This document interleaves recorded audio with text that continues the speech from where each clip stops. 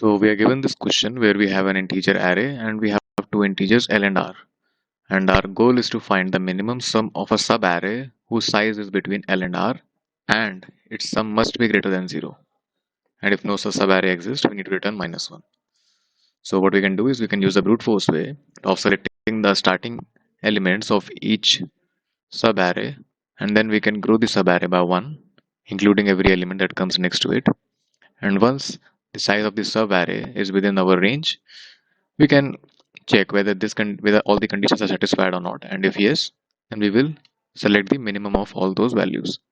So we will start by selecting the starting of each subarray, and the starting can go up to the n minus lth index, because the size of the subarray that we are looking for must be at least L. And then we can select a size for the subarray that we are looking for that starts at the start index. And I need to keep track of the sum of the subarray. So what I do is I increase the sum every time I include a new element into my subarray. And then I will check whether the size of the subarray that we have accounted for up till now is within the constraints or not. So if the condition is met, then I will keep a track of the minimum sum encountered so far. And we must also check that the sum of the subarray must be positive. And if both these conditions are satisfied, we can take the minimum.